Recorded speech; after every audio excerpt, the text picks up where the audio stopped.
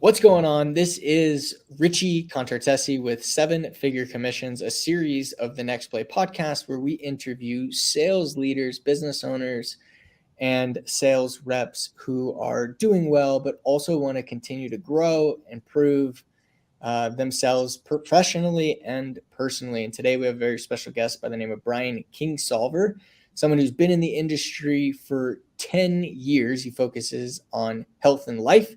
He's in the beautiful state of Iowa and is continuing to grow his insurance agency. It's Opportunity Insurance Agency. So, Brian, thanks so much for being on the show. Well, thanks. I appreciate it. Thank you.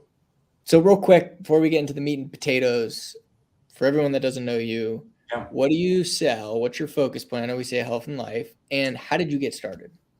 So we focus primarily on the bread and butter of the agency. 10 years ago, we started the under 65 market, exchange or state-based business. And that has evolved into all lines. So primarily our two biggest lines are still individual under 65 health and Medicare at this point. We've started to see a big change in the next 2 to 3 years in that. I got into this business, quite honestly, Ricky, it was pure dumb luck. It was something I was working in a previous employer and had an employee that worked for me, and she left to pursue other interests, and it was in the insurance world. She went to work with Farm Bureau Insurance, and I graduated college in 2008. I was an ag economics major, and I wanted to trade commodities on the stock market. Well, guess what? 2008 wasn't a good time to do that. So I came back home, worked in a little nursery that my mom had worked in for 40 some years. And this employee came to me and she says, they're looking for a life and health agent. I think they'd be really good at this. And I'm like, yeah, whatever. I'm not doing this, right? Depending on what time of the month, you got the used car salesman, you got the insurance agent, and which one of them is the least of the two, But I did it. I interviewed with it, got hired, started out with Farm Bureau, had a wonderful learning experience with that. The agent that I worked for retired, and I did not sign a non-compete clause with her. And so I went out and actually the employer that let me go had referred me to Aflac Insurance, and that was the first contract I ever signed. And so that was the first year and a half of my agency was just the voluntary market. And that was also the same year that healthcare reform came in. So 2013, we're in 2013 now. And a lot of the groups that I had created with Aflac were not 100% sure how healthcare reform was going to work. Well, none of us knew how healthcare reform was going to work. All we knew is what we were told, and it was just going to be flawless. So the economics degree came in really handy because what I started to see was this was going to create a wedge in the insurance industry because it's not going to be as easy as what it has been in the past. So for example, here in Iowa, you could walk into any insurance agency and they're going to show you the same Blue Cross and Blue Shield health insurance plan. And I'm like, this is not going to work like this. It's going to be so much more complicated. And so that's really where we saw this is going to create a wedge, and the agencies of the future, they're going to be home and auto agencies, the State Farms, the Farm Bureaus, the Farmers Insurances of the world. They're always going to be there, but there are going to be other agencies that are going to solely focus on health insurance, and that's it. And so that's where we started with this. And so I grew the book from there. And so started out with individual and then worked into group health, then worked into Medicare, and, everything with this job is just kind of folded in and just phased into it. So that's kind of how it all started. Nice. Okay. And then today you just focus on health and life. Yeah. Health, life, annuities, long-term care. Yeah.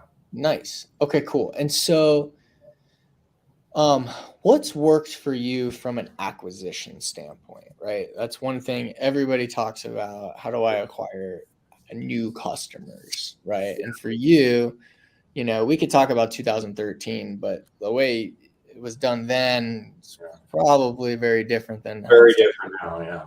So what's working for you today? And I know you have other producers. So for you, you've already built your book, but for your team and what's working today? Referral base is still the referral base. Existing clients referring friends, family members. We just had two today that called the office. I personally have their health insurance or their son's health insurance. They need health insurance, so they're like, call Brian, or call Opportunity Agency. Honestly, Ricky, it's a great question, and it's a two-part question. It kind of depends on what part of the world we're in, because we are a national agency. So if we look at the Midwest, the market that we work in the Midwest, it's more rural, it's more smaller towns, so it's a more referral based. If we're working in like Sacramento or Long Beach or Phoenix, Arizona, it's more networking. It's just a different type of business model. So we have a great working relationship with a lot of independent insurance agents, financial advisors, even some captive agencies that cannot offer health insurance anymore, but they want to offer this service to their customers. They love working with us because we don't compete against them. Right. So if, for instance, they're a State Farm agent, we don't compete against them for their home and auto insurance. Right. Because we don't do those types of things. So they don't have to fear that they're going to lose a client. But it really does depend on what part of the world we live in, to be Yeah. honest with you. So you don't run any type of like ads or call leads or You want to know something? This is the honest to God truth. We did not start marketing, um, doing any kind of marketing business until about 5 years ago. And the only reason we did that is some of our companies give us points or credits for Mhm. it, and we were leaving money on the table.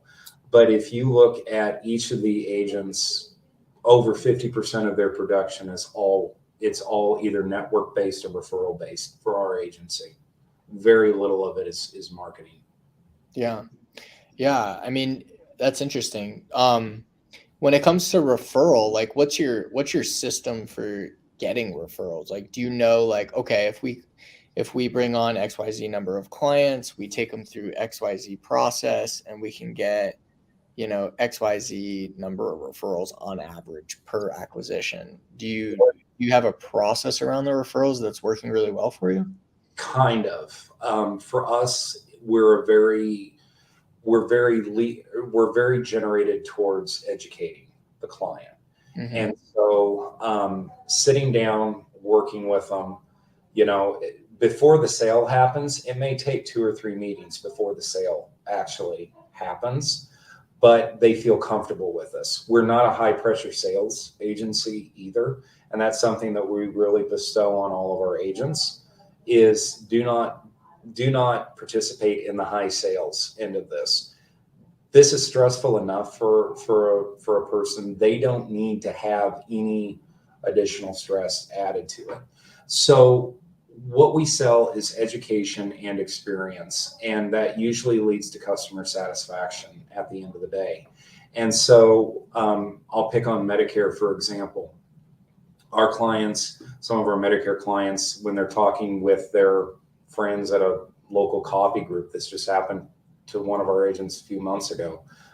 They had 4 referrals because of that coffee group, because it was such a good experience with one of our agents discussing Medicare that Mm-hmm. they referred four of them to us. And that just that just transcends more and more into it. Obviously, if it's our group health clients, it's their friends, their family. Our key demographic is the under 45 market as well. So we gravitate towards younger people. I'm 38, so I gravitate more towards my generation, simply because I feel that the insurance industry has not been able to really talk to this generation of Americans coming into this. It's a more tech-driven generation. It's more less one-on-one, more text message or email friendly on that. And so we developed that very early on too. Yeah. Nice. So let's talk about your team, right? So you've got some internals, some WTs, some employees. How did you go about building that team? What does it look like today? And why did you go that route? It's a very diverse team. We come from all walks of life. So, for example, Jeff, one of my agents here in the Shenandoah office, retired truck driver. He's 60, 67, wanted something else to do, didn't want to be in the truck. So we sent him to school, we got him licensed, and he operates out of my Shenandoah office here with me. Didn't want to retire, Mm-hmm. Likewise, if you look at Jason Davis, my number two, the vice president of the company in Long Beach, his career has been spent in the voluntary benefits, had always wanted to move into something of this nature, but just didn't know how the demographics of it work. How do the technology aspects of these things work? How do the contracts work and so forth?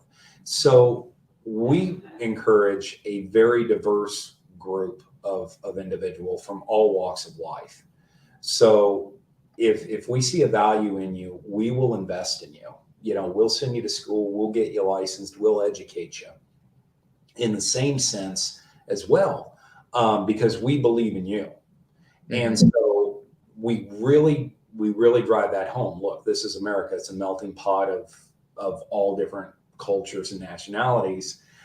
Some of the most admired companies in the United States have this diverse business model and have had this diverse business model for a long period of time. And we feel it just makes us a stronger organization for doing that. There is really about the only thing that I look at, I've got to have the drive. If I have the drive, if you have the drive and you have the willingness to go out and to do this and to spend a couple, 3 years of, maybe not the most glamorous, job in the world, the first couple of years in this is really rough. But if you're willing to weather 2 or 3 years, it could be the most rewarding career you've ever had in your life. And that's how we sell it. But no, I mean, we will take a look at just about anybody, and again, a pretty diverse group of individuals that operate under us too. How big is your team? So currently right now, we have 12 that operate under our hierarchy. Now, some of those are, independent agencies where we write their life and health business for them. Some of them are actually opportunity agents that operate under the Opportunity brand, under the Opportunity name. This has been probably 8 of the 12 have happened in the last 3 years. So we've really gone through a really growth spurt in the last 3 years. Nice. So, but your close team, like the agents that work, like, how many do you have? About 7 at this point. 7? Yeah. Okay. No. Awesome. So what's your process for finding agents and getting them licensed and then ultimately getting them to a high level of performance? So the first initial conversation really starts with, with the individual. If the last couple of years, it's been part of this networking with various other business professionals and so forth that have contacted me that have said, look, here's somebody that we think would be a really good value to you. We think would fit into your organization very nicely. We sit down and we have that conversation, that first initial conversation. Most of them are burnt out with what they're currently doing. We've seen this an awful lot the last couple of years with anybody in the health field because of COVID. Yeah. They're like, we just want something else to do. And so we sit down, we make a realistic business plan with them too. So we like physically sit down. Okay, where do you want to be as far, ideally, where would you like to be money wise? In order to be here money wise, this is what you're going to have to do it. And on top of that, we will take a look and we're like, okay, it's very important to be diverse. So you can't have all of your eggs in one basket, right? You've got to have a little here. You've got to have a little there. So you need a little bit of life insurance business, a little bit of health business, a little bit of Medicare business, a little bit of group health business in case something happens. And that part of the business was actually something very early on when I decided to kind of move in this direction and go in this direction. In 2016, Iowa was potentially the first state that was not going to have an individual health carrier in the state of Iowa, with the first one. And that's what really opened my eyes as far as making sure that a book of business is diverse. So you don't have all of your eggs in one basket, because at that time, about 80% of my book of business was the individual under 65 market in the state of Iowa. Okay. What is it today? The individual book? Yeah. Individual book is probably 56% of my book of business. Now we count Medicare in that. I would say 45% of that is the under 65 market. Yeah. But we're in about a dozen states across the country too now. Nice. Okay. So what's your vision for this agency? Like, where do you want to take it? Boy, talk about something that changes. It seems like changes every couple of years. We really want to take this on a national stage. Our goal, our 5-year goal, which we hit this year, we will hit this fall. We wanted to be on both coasts. So we went to California first. We went to California in 2019. We really wanted to be on the East Coast within the first 5 years of the opportunity name going public. That's about 3 years ahead of schedule. So we're actually going to Massachusetts this fall for some business out there. We just got approved to sell on their small group state-based exchange this week, as a matter of fact. So we really feel that we now have the map put in place. The real question moving forward is just how engaged are we going to be? So what I mean by that is, let's pick the under 65 market as an example. Okay. We have state-based exchanges like what you have in the state of Nevada is a state-based exchange. Mm-hmm. What I have in Iowa is a federal exchange where we operate under the federal government's guidelines and regulations. One of the things, do we venture into state-based exchanges? Because that's something that, quite frankly, a lot of people, that's proven to be pretty successful for us as compared to kind of going to the hotbedded states, so to speak, that a lot of other insurance agents are going to. So I really see this as always thinking outside of the box. Mm-hmm. So not doing what's popular right now, doing what's going to be popular 3 to 4 years from now on. But further obviously further expansion into the New England states, and along the East Coast, because we feel that the coastal states are trendsetters for us in the Midwest on that. But to have a diversified group of people in all aspects of the market is very important to me personally. Yeah. How big do you think you can build this agency? Like, how many agents do you want to have? How much premium do you want to write? Like, how much? What do you think is what would be the goal? So I've always looked at, it's really funny you bring that up. Everybody looks at money a little differently, right? So I look at it as a scorecard. Our agents, our revenue that we generate, we look at this as a scorecard. For me personally, it means, let me tell you, we're getting ready to pay commissions out tomorrow. There's nothing better in the world than to think that you're helping somebody out. You're helping them build something. And to be honest with you, 4 years ago, this is where the slump was for me. Okay, I'm 30 some years old. I have 2 offices. I'm bored to death. There's more to life than just this, right? Mm-hmm.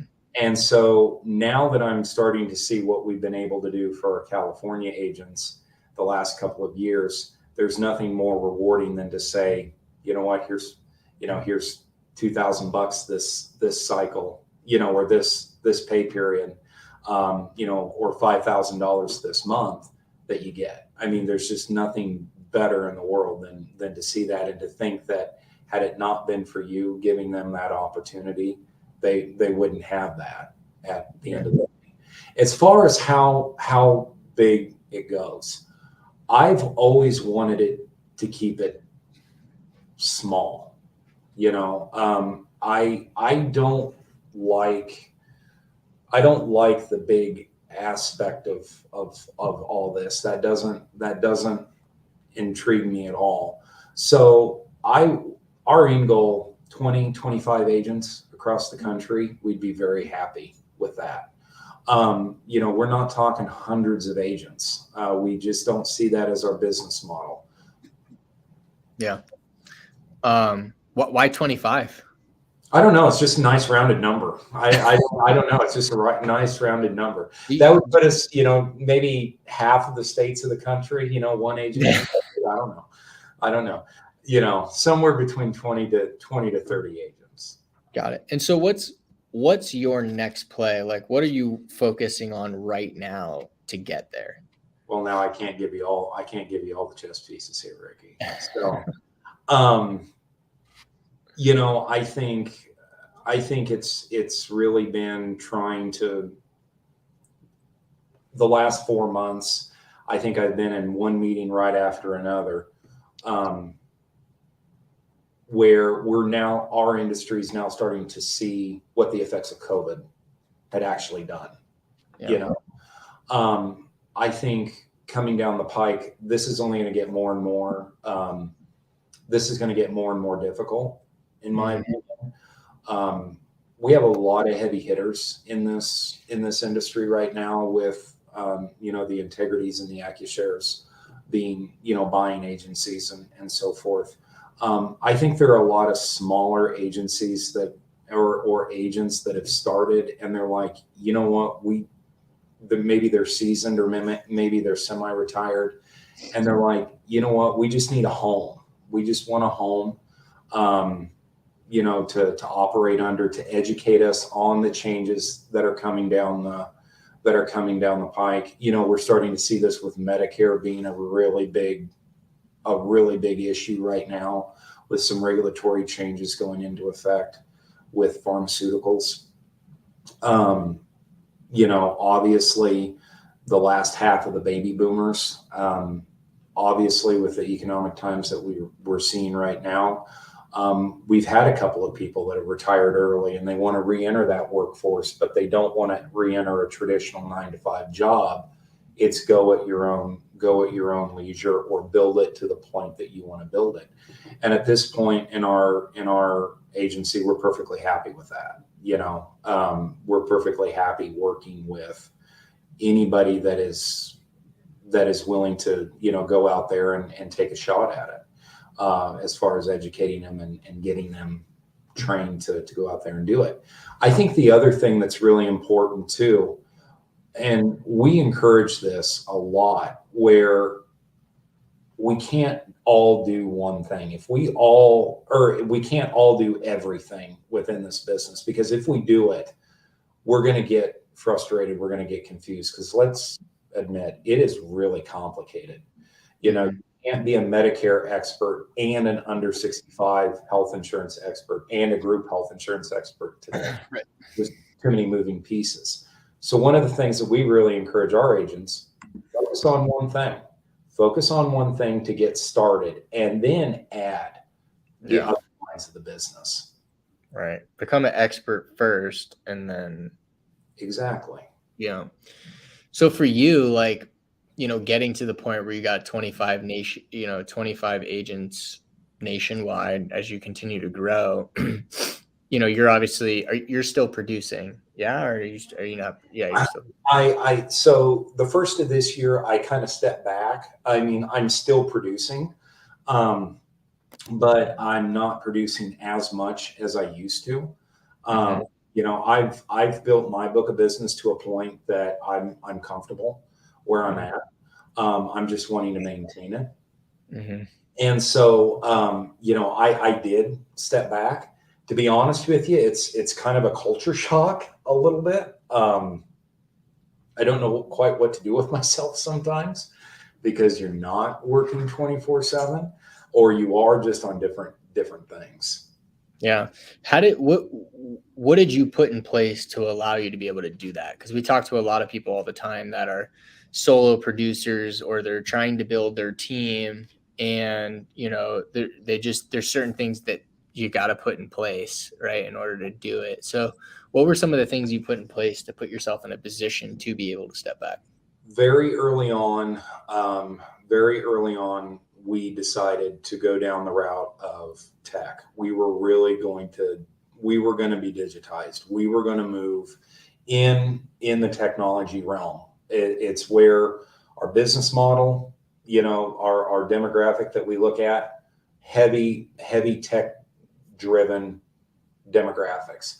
So we put in a CRM system very early on, probably when it didn't make the most economic sense, where we have that connection 24/7. That's probably been the biggest.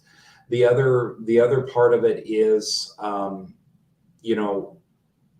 just laying some ground rules with our clients as far as, this time of the year, you've got access to me 24/7. This time of the year, send me an email and we'll get back to you in a day or two on what, comes out. So, there really is no magic bullet to that, but the only thing that I could really address to that was on an efficiency side of things.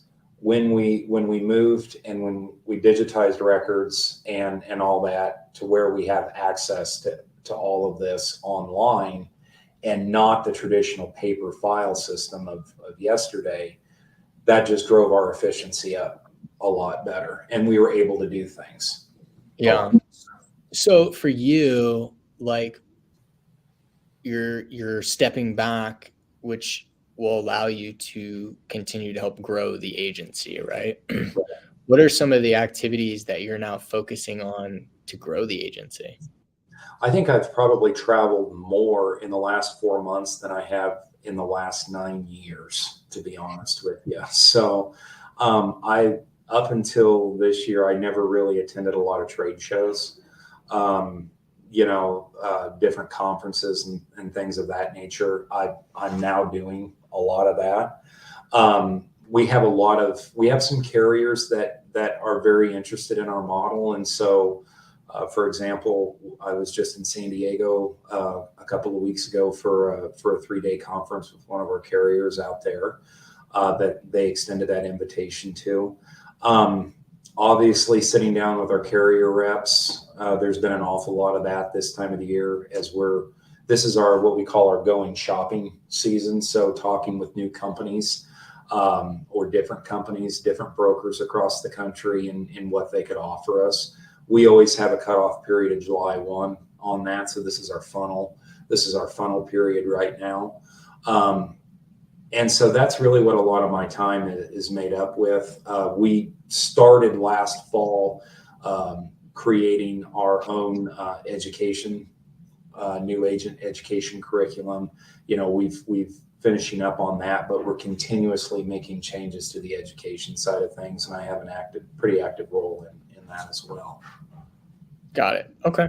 And so from a growth standpoint and a leadership standpoint, what do you feel like has been your biggest challenge on really growing the agency?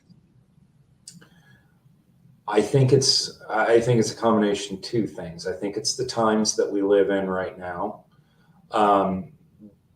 To go from a traditional 9-to-5 job where you're guaranteed an income to a commissions-based system is always a bit of a challenge on that. And it's not a perfect fit for everybody. And I get that. And I understand that. So I think that has some to do with it. I think the other bigger aspect of it, and believe it or not, I think this happens every 2 years. Every time we're gearing up for an election, this happens.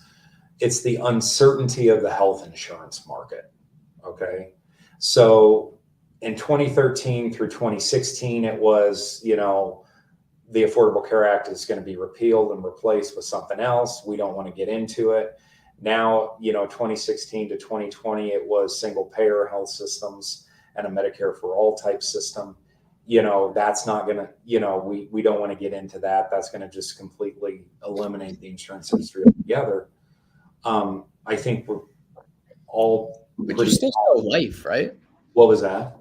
You still sell life though, right? We still sell life, but on a completely other aspect of it, COVID did have an effect on that as well. So, we've had several agencies where we just wrote the health insurance. I'll pick on a couple of agencies that I write for. We never touched the health or the life insurance. We just wrote health insurance for them. In the last 2 years, they've come back to us and they've said, look, the life insurance side of things it's gotten really complicated. We want to get out of the life insurance end of it, complicated as a result of COVID, right? Mm-hmm. And some of the underwriting requirements and things of that nature there, and the backlog. We want you to go ahead and write our life insurance business. To be honest with you, we have not been, life insurance lags very far behind us, because of who we write for and some of the agencies that we write for. We didn't touch the life insurance market. It's only been here recently that we've wanted to revamp those numbers. Got it. So for you, the biggest challenge has been finding people. Now for these independents or these commission-based independents, basically, would they be working internally for your agency, or are you recruiting to help them build their own agency and their own kind of business? It could be either one. Obviously there are some things that will differ a little bit from an opportunity agent to somebody that, let's say, goes on their own, right? So what's the big difference? Obviously, the biggest difference is we actually put you with the face of our carrier reps and our business partners if you're an opportunity agent. Okay. So we hold 2 meetings a year. We're getting ready to hold meetings here in June for our California agents, our summer meetings, where we'll unveil different products, new carriers, and new companies. We then hold our first round of meetings in February called our winter meetings, which we bring you back to the Midwest, bring you back to Omaha in February. Right. Nothing better than Omaha, Nebraska. Right. In February. Damn. Yeah. California agents love me, but we wine and dine you for 3 or 4 days. And we actually physically give you that connection with the carrier reps or the business partners. And so you have the opportunity to meet with them on a one-on-one basis. I see. Do you do any type of base while they're getting ramped up, or is it fully? We tried that very early in the start. We tried it and it just didn't work for us because the problem was it was a sliding scale base. So we started, depending on what time of the year they came aboard. We did it. And what we found out was right after the fourth quarter of the previous year going into the first quarter, that base started to slide down because they had gone through an open enrollment. So they were getting their commissions plus a discounted base. What we found was the agents almost immediately just left. And we only tried it with two. We only tried it with two agents, and they left because they were so used to that base that when they started losing that base, and it was the base plus the commissions, that was a different story, because maybe their commissions weren't as much as the base that they were losing, or they were they wanted the best of both worlds, right? And it wasn't willing to happen. We're willing to be generous, but not that generous. Right. I mean, as a salesperson, you've got to be hungry. You've got to want it, And but the idea, one of the things, and I tell every one of my agents this, one of the things is, look, if you have the lifestyle of caviar and champagne from the very start of this, you're going to be sorely disappointed. It does take time to build. And so that requires an adjustment of a lifestyle. When I started the agency, I knew what, if I was eating ramen noodles on Saturday night, that was a pretty good week. We're doing pretty good, So, I mean, I know, what it takes to struggle with it. And I just wish that there was an opportunity, something similar to this when I started, that would have helped me along a long ways and grow a little bit faster too. So all the people on your team at this point have all come in basically commission, 100% commission. How do you, what's your process for when it comes to obviously you explained they get a lot of the training and the product training and the sales training and all that. What's your process for improving performance, like coaching and accountability and those type of things to really increase performance on a consistent basis? So currently right now, and this is something that we have only implemented within the last year or so. I'll pick on Medicare sales, for example. If the agents hit their Medicare numbers within a given, during the open enrollment period, they get so many credits of marketing dollars that goes towards a variety of things. Maybe it's advertisement, maybe it's leads, whatever. Yeah. So that's put in place. We're actually going through right now agent reviews where I physically sit down with each one of the agents. This is where this is what it looks like during the annual enrollment and the open enrollment period. This is what your book of business is. These are the carriers that you're contracted with, the markets that you're in, and down the line. Okay, this is what you're making on a per monthly basis. Where do you want to be next year? I want to be here. In order to get here, we're going to have to do this, and we're going to have to do that. Incentivize. One of the things that we do through some of the overrides that we get on our contracts, in some cases, we pay out a little bit higher commission for certain carriers. Obviously, we'll put in bonus incentives as well with some of our products that are available, and we have those as those opportunities come aboard, we share them with the agents. We have almost every quarter some kind of a bonus incentive for the agents for business. Obviously right now, a lot of that is the Medicare line of things, because that's really where our industry is focusing a lot of effort on right now. One of the things that we did not do was come in and say that we do not do advanced commissions, which surprises a lot of people. But we just simply said, we're not going to do it. We're not going to do it because every model that we've ever seen, your renewals are lower. And it's almost like you're never ahead of the game, because you always have to continue to to enroll. Well, burnout happens and down years are going to happen.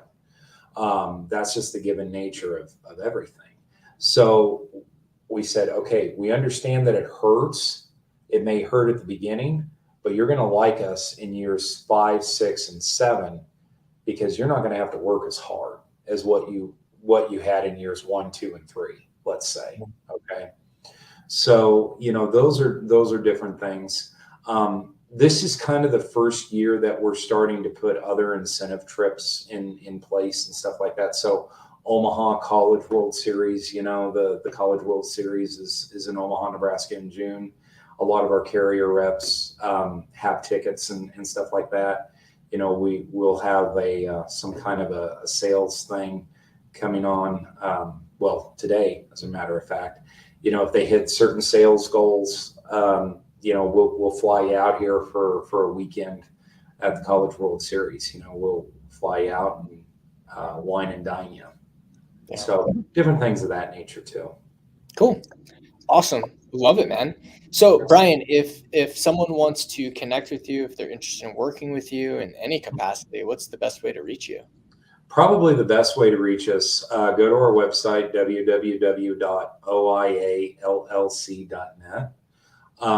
And, you can meet the whole team there. You can send me an email. Obviously like me on LinkedIn or any of our social media platforms, and all that information comes to me as well. And we'll start the conversation. Yeah. Awesome. Yeah. You have it's oiallc.net. Mm-hmm. OIA. Yeah. You got a nice website. Thank you. So revamped it in April. Yeah. It's really well done. Thank you. You can tell when it's like a Wix or like a. Yeah. Well, this was something. Think of the website as your house. You ever hear that with real estate agents? They're like, your house is your calling card. For us, our websites are calling cards. Well, yeah, I mean that, and the fact that just most people are not willing to invest in their business and invest in growth and opportunity. They're just like, oh, I just want to do it without, I don't need to invest in myself or my business, or people are just going to pay me. I'm like, no. It doesn't work like that. Maybe 15, 20 years ago, but since COVID, no chance. No. I would say about 75% of the overrides that we get are automatically reinvested back in the company again. Awesome. Yeah. I love that, man. Cool. Well, listen, Brian, it was a pleasure having you on the show. Is there anything that you want to share that I didn't ask? This one comes up all the time. What was that first office like? Because they're like 38 floor offices. First office was a card table, a folding chair in the corner of my bedroom. Oh yeah, you didn't share that part. I didn't share that part. So I had an old insurance agent, old State Farm insurance agent. This was actually his office. He sat right over here, and he said, "Look, my first desk were 4 milk crates and an old wooden door and a folding chair, and that was my first desk." And so I remember that, and I keep that image in my head all the time.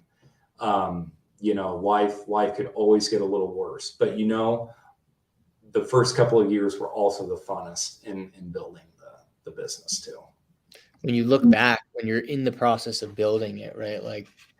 We've been in business for 11 years. When I look back, it was like in the beginning, you feel like it sucks and it's the worst thing in the world and it's so painful. Yeah.